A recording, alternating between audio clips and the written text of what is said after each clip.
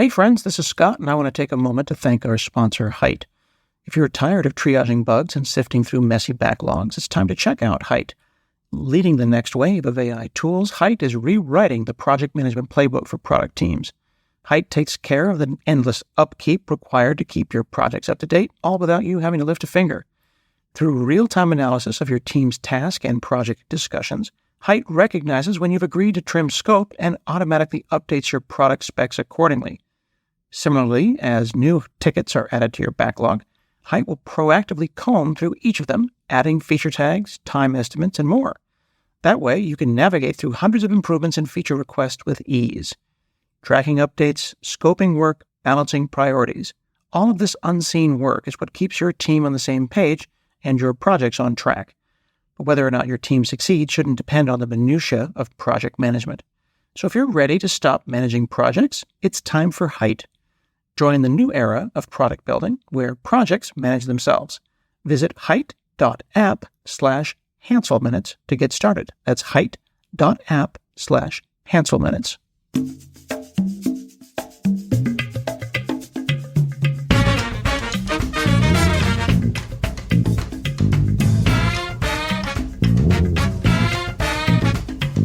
Hi, I'm Scott Hanselman. This is another episode of Hansel Minutes. Today I'm chatting with Charnelle Asante. She's the founder of Spoiler Talk. This is an innovative community where you can talk to your friends about your favorite movies, your favorite shows, but you can do it in a way that doesn't ruin it for others. How are you? I'm doing well, Scott. Thank you for having me. How are you? I'm good. I discovered you on TikTok enthusiastically talking about the process of being a founder, and you exuded such excitement about the space that I started, doing what people do, started Googling around. And you have such a fascinating background because you've been trying to make this app happen for a couple years now. I feel like this might be a relaunch, and it's like this time with feeling. Talk to me about when you had the idea and why it's taken so many years to make the Spoiler Talk happen. Yes, so it's definitely a relaunch. I had this idea back in 2018. That's when it first came to me, but I didn't really know how to go about building it, nor did I have the resources. So after I graduated nursing school in 2019, got my first job, I started working, saving up towards it. I just kind of went, full throttle. That's kind of where I started, and it took me a while because I didn't really know what I was doing. I didn't have any background experience in that. My background was in nursing. I did hire a group of developers, but they were a bit pricey at the time. And by the time we finished the app, I didn't really have the money to continue working with them the way I wanted to. So, and then the app started having some problems. So that's kind of why it took so long. And then I had to figure out a plan, save up some more funds to get a new team. Back last year in 2023, that's when I found a new developer and we're able to get the things going. So that's kind of what happened with that, why it took so long. One of the things that I appreciate about builders, about founders like yourself, creators, is there's an audacity. Like, you had an idea. You're a nurse, you're a registered nurse, you're a healthcare provider, you have a lot of experience in that space, and you're not building a healthcare app, right? You have the audacity, and I say that with a compliment, with all of the say it with your chest, to be a technology founder, to build a community, but you stuck with it. You could have just given up in 2018, 2019. Did you feel like giving up, and why do you refuse to stop? Oh yeah, there are definitely times I felt like giving up. Because I was just like, am I really doing this for myself? Doing something I have no idea how to do to begin with. And then just the funds, trying to find a developer that I could work with. There's definitely so many times I wanted to stop. But then I was like, this idea is just so good. Like, every year that passes by, it's still, the idea is still valid. People are still telling me, they want to find people to discuss their shows with. People are still tweeting on Twitter, you guys are ruining the show for me. I'm like, I have to keep doing this. Like, I can't stop. So yeah, it was rough. It was challenging, but I just kept getting validated that this was such a good idea. So I just kept going. When you think in your mind about 10 years from now, when you have like a burgeoning community behind this, and it's like everyone's like, oh yeah, I'm going to jump on Spoiler Talk and talk about this show, or I'm going to talk about this book, or I'm going to talk about this film. Do you see it becoming a Twitter? Do you see it getting bought by a Facebook? Or do you see it becoming like what I would call a boutique? Like I love a nice boutique where it's the right size. Is this take over the world idea, or is this take over the right part of the world idea? That's something I think about back and forth. So when I first created it, it was definitely a take over the world kind of thing. But as I'm starting to see my audience and the people coming on, I'm like, it is a bit more niche. Maybe it could be a boutique thing. We don't need billions and billions of people on this. It could just be something for, the people who are looking for this. But then the other hand, I think about it more and I'm just like, I actually do think this is going to be huge. And I think it's going to be bought out by some sort of entertainment media company because we have so many plans to grow with it.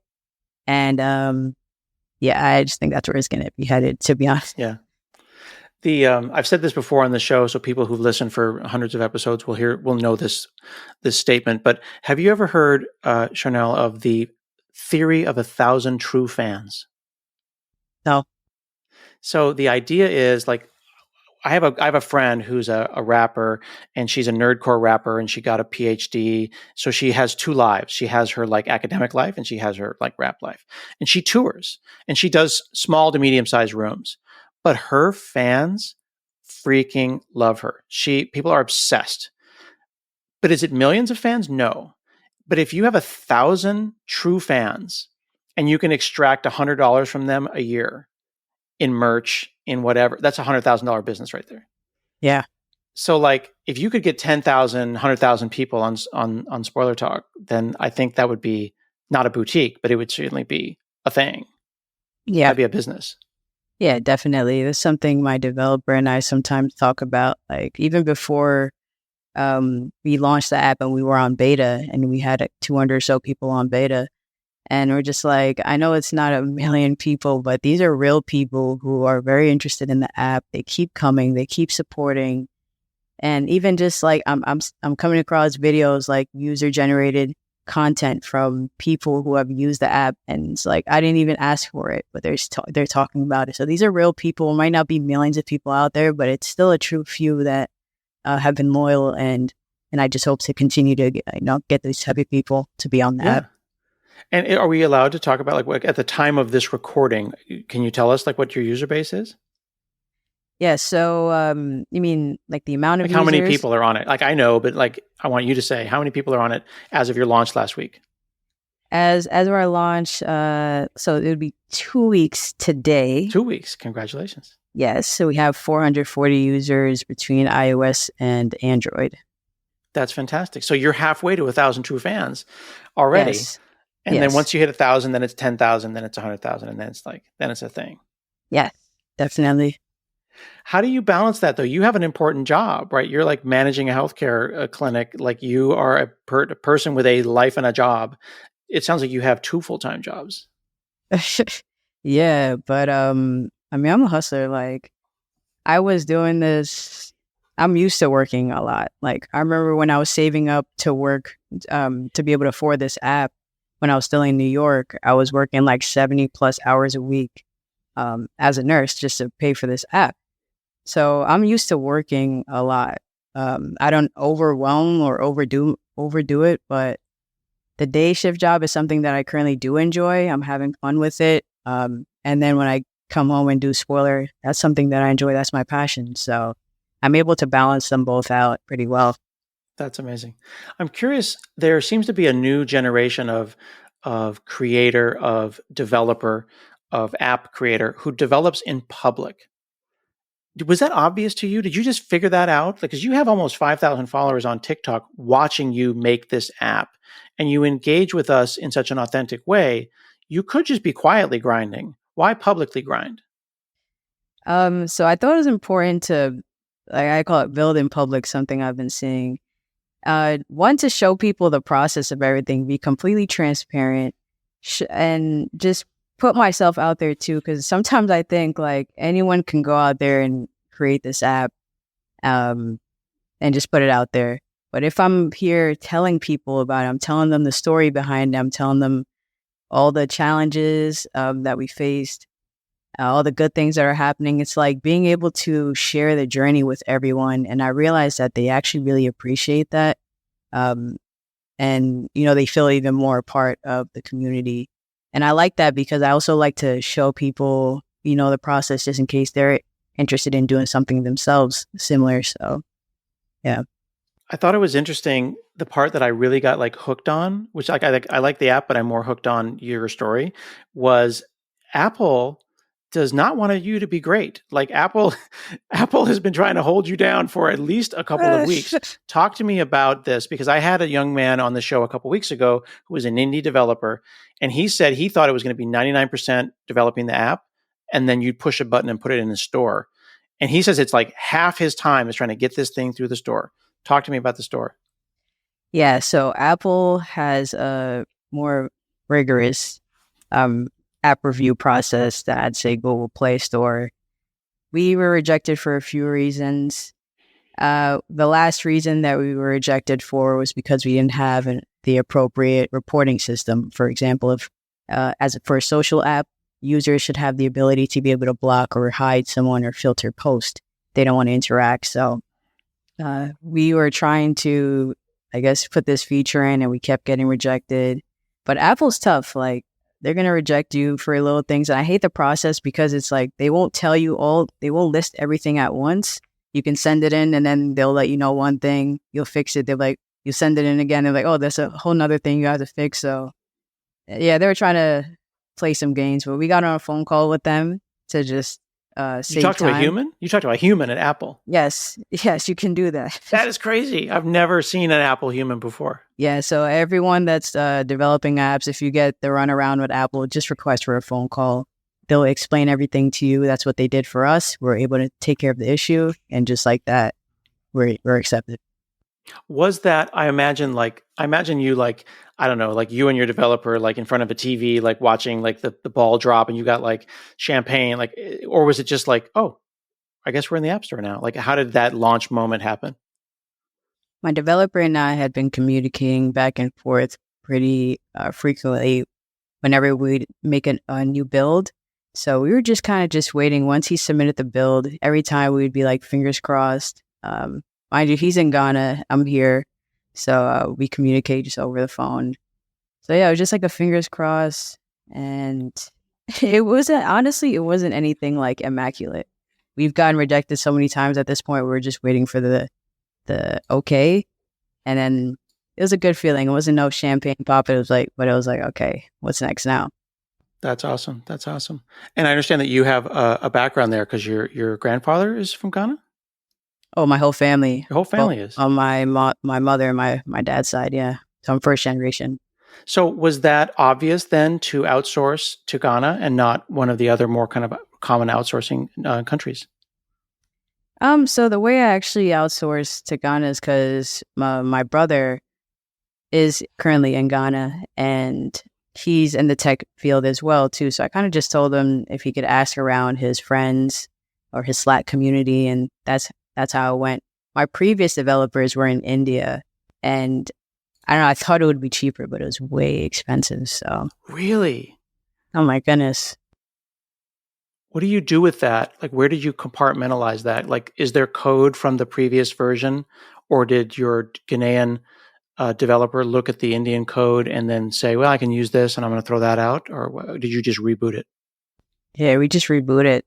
It was kind of painful, but we had to. It was, it wasn't good. It wasn't really good. And he wasn't the first developer to tell me that. I interviewed a bunch of different developers. I gave them access to the code. And some of them were just like, I have no idea what's going on here. Oh, man. Yeah, so we just rebuilt it. That's got to hurt. Let me ask you this, though, because you are a founder. You're the PM, right? You're the program manager, the product manager. You're the user interface designer. You know what you have the vision. How do you, when you don't speak code, pick a dev, feel confident about the code? How did you interview your developer? Because there's a trust there. They're trusting that you have a great idea. Yeah. And you're trusting that they can express it in the poetry that is code for them. Yes. Yes. So when I was interviewing my developers and how I ended up choosing my current one, well, first I would tell them exactly what I'm looking for within the app. And then I'd give them the access to the repository and GitHub, and they'd go look around. And out of the 7 people at the time that I interviewed, he was the one that was just confident. And, he knew he was like, I know what I'm looking at. I have a plan for what we can do. And also, he was very excited about it. He just seemed very genuine.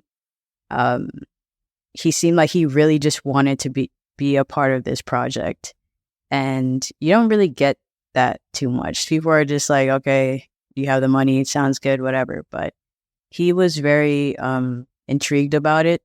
And it seemed like he actually knew what he was talking about it. And he seemed like he was actually genuine. So that's how I ended up going with him. Do you feel that that mattered as much or more than the quality of the code? Like if the person cares, and then when you worked with the other developers, did they care? Did you feel that they cared, or were they just like slinging code for you? I felt like they were just slinging code for me. The PM maybe, because it was a whole team actually. It was like a team of like 10. Oh, The wow. PM maybe was like, I felt okay with her, but I don't feel like they really cared too much. They were just building the app. But you can tell with my developer, even though we might butt heads sometimes, he's very intentional about what he's doing. He does care, and I think that is important because I care about what I'm doing. It's not just like, let's just make a business. Like I care about what I'm doing, so it'd be nice to have someone who cares a bit as well too. Hey friends, in the interest of me learning more about AI, for the next couple of episodes, I'm going to have a little thing in the middle where I'm going to bring Lanevert Van Doorn from Qualcomm in to help me understand more about AI. Now, at Qualcomm, you've really taken a developer-first approach at getting folks excited about the silicon that you're creating. Why do you do that? Oh, well, in it, developers basically add value to your platform, right? It's allowing them to enable or to use your hardware. They're going to come up with new applications. They're going to come up with new use cases that you've never thought of, and they add value to that. And a key component of allowing developers to do this is to make sure that they've got the information available that they need. And that's a big thing what we refer to as developer first at Qualcomm, but it's basically making things available so you can just download it. You don't have to sign licenses. The tools are there. The open source tools are there. That is, in short, what's developer first and why it's necessary. Yeah, and engaging more deeply with the community. I love that you are showing up in all of those spaces. And folks can check out more at qualcomm.com/developer to download those things and learn more today. Talk to me about the butting heads. Like, what does that mean when you are butting heads with your dev? I think it's like he'd say, I like it this way kind of thing. And I'm just like, it doesn't really make sense. But the thing is, like, he's from a tech standpoint. It's like I'm talking to a robot, and then You're talking to a robot. I will try not to be offended on behalf of all developers, but thank you. Sorry to the developers out there. And then there's me, where it's like I'm thinking everything else. So sometimes I try to pitch something because I think there might be something the users might like, but sometimes he might want to pitch something because he thinks it's something that might be good for how their app is running or something like that. But for the most part, I mean, we communicate well, even though we're on different sides of the world. Mm-hmm. And did you understand going into it, like the difference, as an example, between like the front end and the back end, and what the database choices that they were going to make were going to be? And like when he says, "Oh, I think we should use React," or "I think we should use Swift," and like you also you mentioned at the beginning, you're on iOS and Android, so you have two versions of the app that you have to maintain. Right. How do you go and say, "Yeah, sounds good. Use whatever, use Kotlin," because you don't know. Yeah, that's the scary part, honestly. It's like I really don't know anything, so I'm just having to either check with someone else that I do know and I trust, or but with him, I knew we were using React Native before. I knew some of the language because I was working on the app for a year with the other developers. Mm-hmm. So I knew a bit of the language. I knew we were going to use React Native, but certain things, because I did trust him, I just let him take the wheel with that. It's like, I'm not going to go back and forth when it comes to developer. I trust it. And yeah. One of my friends runs a book club app called the Story Graph, and they see these bursts where like a lot of traffic shows up, and then they're like, "Oh no, there's 100 people just showed up, and we weren't ready for them." Have you had any moments like that where like, "Oh, that back end is down," or too many people showed up on the first day, and we weren't ready for this many signups? Thankfully, no. That'd be a good problem to have, though, wouldn't it?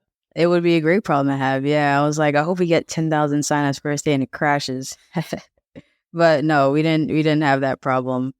And I think if we did, we probably would be ready for it for the most part. You feel that it's going to scale? Yeah, I actually just today brought on a content specialist, content market specialist. And we're starting our content starting from Monday. So it's not just going to be me anymore. It's going to be a whole team, actually. And we're going to be active on all the social media pages. The goal is to grow the pages, also grow the user base. So I think we'll be seeing a lot more people.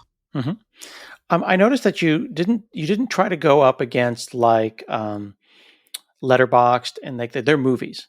You are media. Books, movies, shows. You also have clubs where you can combine each of those things and have all of them being talked about. So like Relationship Club or, Afrofuturism Club or whatever. Do you look at the competitors? Do you look at Letterboxd and say, we need to do like what they're doing? Do you look at Goodreads and like do that? Or do you just go with your original vision? I just go with my original vision. I know most people or some people might say that's kind of poor planning, but I really don't care what they're doing on that side. I had this plan and it's been going well so far. I like to hear what the users are saying. If they're saying, oh, we want this, we want that, cool, but I'm not really based off what other apps are doing. What I do like is that, they look nice, but we'll get there. There's no place that I see, because I'm on the app right here, where I can just randomly start talking. Instead, the topic is around some structure. It feels far more structured than like Twitter, because I know that you were on Twitter and that's where you did a lot of your like early work, but that was hashtag based. Yeah. Did you consciously go into this with like, okay, we're going to pick a piece of media and then talk about that media, or we're going to pick a topic and then talk about media within that context? Because you can't just go into the fire hose and just start trolling people. Like I have to go and say, all right, let's have a whole conversation about, like, for example, the Children of Blood and Bone is going to do a casting and they're talking about doing open casting, and maybe it's not open, maybe it's not. Like I have to find that book and then go and talk about that. Was that a conscious decision? Yeah, so it's like an MVP. That's just something we wanted for the MVP. That's like the basis of the app, but without giving away too much, we do plan to expand, and we're currently working on that now. So you might have some abilities similar to other apps. We do want to have that community space where you can come on there and, you see other people interacting and stuff like that. But right now, yeah, it was the intention to do it, but we do want to grow and be able to have that capability, but still with the same theme of the app, obviously. You're not just going to go on there and tweet, I love donuts, or whatever the case is. Yeah. Because I know that when I'm on Twitter and like some movie comes out, or like there was the whole thing about spoiling, what's the Jake Gyllenhaal thing that everyone's talking about? Jake Gyllenhaal and Ruth Negga on Apple TV, where he's the I can't remember the name. People are like yelling. Like people are listening to the podcast are probably yelling the name of the thing. Presumed Innocent. So I was like, oh, don't go on Twitter because I might accidentally see a spoiler to Presumed Innocence. Yep. What is I'm really interested in your plan about making the spoiler talk. Like, would I go and tell you ahead of time? I am actively avoiding Captain America spoilers, or like don't spoil anything that Jake Gyllenhaal has ever done, or do I just not click on that book or that movie? You just don't click on the book or the movie. That's the point. It's like the people who like to, for some reason, I don't know why, ruin it for everyone else on social media. They would take themselves over to spoiler talk and have the conversation there with the people who have also seen it. Yeah. Join that community. They've already seen it. If you haven't watched the show, movie, book, don't go on the app because you're going to be talking about it. Right. Don't go into that room. Don't go in that room. Because that's where we are talking about Jake Gyllenhaal in that room. So exactly. Stay out. Exactly. That's very cool. Um, have you said that you were thinking about what Apple was forcing you to do, which is social media apps have to have like blocking and things like that. It's too small of a community to worry about it. But what do you do when the community isn't small anymore? Have you thought about what happens if haters show up and how we deal with them? Yes, yes. So we're working on an admin panel right now that we'd be able to monitor all the users on our end.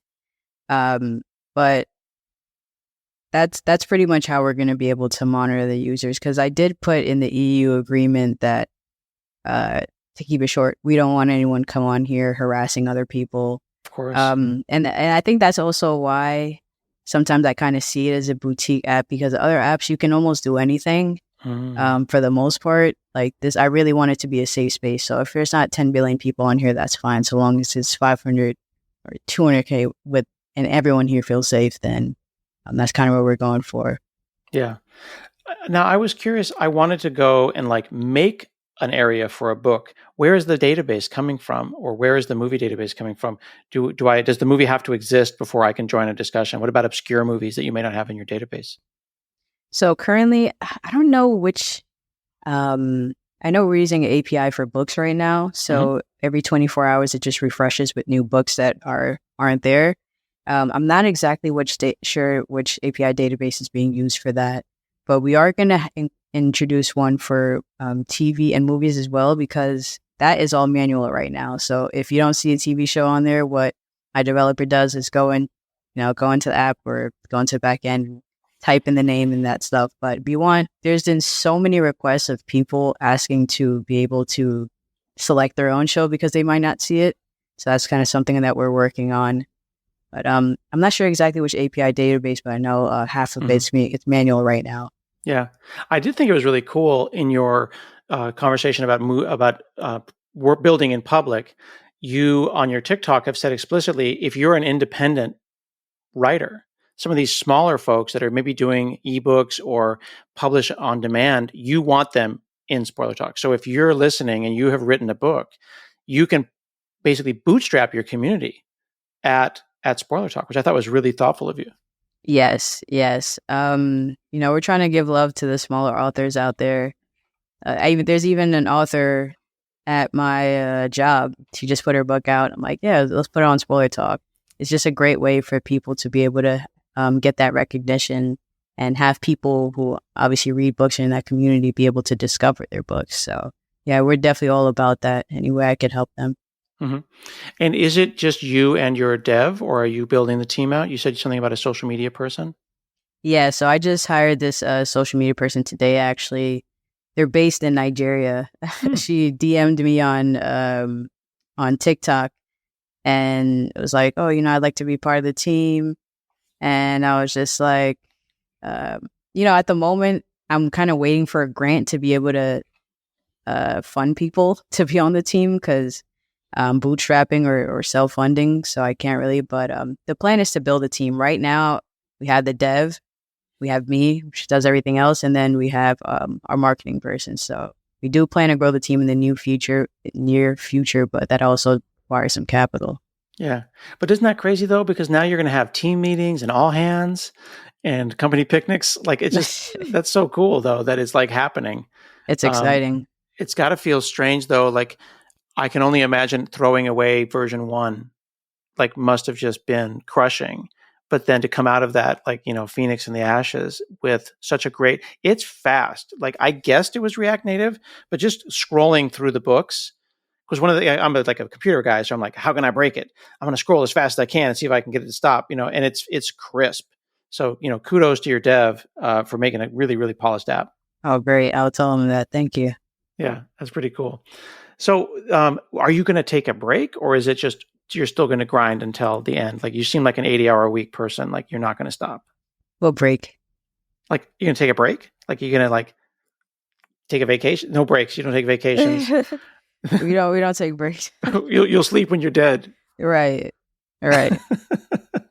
How much time are you spending on like TikTok, and how has TikTok helped you build this audience? Because I feel like you have 5,000 followers on TikTok. You need to get every one of them on the app.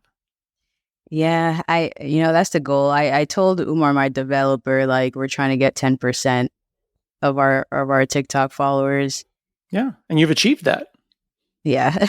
Yeah. We started posting last year, like January, I'd say January of last year, I think. So you did 5,000 followers in a year. That's pretty good. Yeah. Yeah. Do you go to where they are? Do you advertise it on Twitter, on Discord? Like, where do movie people hang out right now? Where do book people, where do media lovers spend their time? A lot of them are on Twitter, but I don't go there. Yeah, well, it's I a don't go dumpster fire. there. I know. I don't go there. But there's Mastodon, there's Blue Sky, there's Threads. Yeah, there's all that. And thankfully my content person is going to be dealing with that from now on, but I've been on TikTok. I don't know, Book Talk is a huge community. Like I'd say probably half of my followers are from Book Talk. And we're still trying to tackle them. So I know I haven't branched out in all the different social media platforms to find my audience, but TikTok has been okay so far. That makes me wonder, like I'm trying to like PM your product right now, but like what would the Spoiler Talk look like with a relationship with TikTok? Like would you link out and in? Could people put Spoiler Talk links in their TikTok profiles? So you click on the link in the profile and it hops into the Spoiler Talk app where they then talk about the books and then click, and then you click back over to TikTok and you're bouncing between the apps, finding your Book Talk community. And then also, because you can't really thread conversations very well on TikTok. Yeah. Right. The Spoiler Talk is much better for conversations that are like extended conversations. Have you thought about like where those integrations will be? We thought about it a little bit. So some plans that we had was to do an author page that we mentioned one time, but kind of like profile pages for authors. And that's something that more than likely would have a link where you could add into your different social media pages, whether TikTok, Instagram, so that when they click that, it takes them right to your page, your author page in Spoilers, shows you all your books, your listings, different things like that. But it's an idea. It's not like a very, we haven't thought too hard into it. Yeah. There's so many cool things. I think this is a great part about being a founder, because like I'm like also thinking about like what could this do for local booksellers, right? Could the Spoiler Talk notice that you're walking by a bookstore, see the location, and then tell you about a book signing? Or like I love seeing my favorite authors in person. Yeah. So that's something cool. That's not something I thought about, but the author events is something that I don't know if I'd incorporate it in with the app, but author events, something I've been going to like the past year when we were building, and it's just, authors go to do book signings, and I'd say, hey, we're going to put your book on the mobile app Spoiler Talk. So I did do introduction one time at Octavia's Bookshelf. There was an author, Ariel Astoria, and we put her book on the beta. So, whoever were to buy the book at the moment, they want to discuss it, they can go and discuss it on the app. So kind of things like that. I don't know if that's kind of the answer. Yeah, well, it's got you thinking, though. I think the point is that you've got options and ideas. And once you've built the platform, which is what you've just launched 2 weeks ago, you can now decide. Authors can show up. Authors could host spaces on Spoiler app. If an author shows up and talks about their book, you can put a little star next to the author so that you know that this is not just a rando, it's the person. There's so much you can do now that you've built this platform. Right. Like it's only 2 weeks into the MVP, so definitely so much that we plan to do with it. Yeah, well, that is so exciting. Folks can check it out. Just go to the App Store, put in Spoiler Talk, Talk, not TOK like TikTok. And you can check out the Spoiler app. That's TikTok/@ the Spoiler app, where you can see Charnelle and the team building in public. Thanks so much for hanging out with me today. Oh, thank you very much. I appreciate it. This has been another episode of Hansel Minutes, and we'll see you again next week.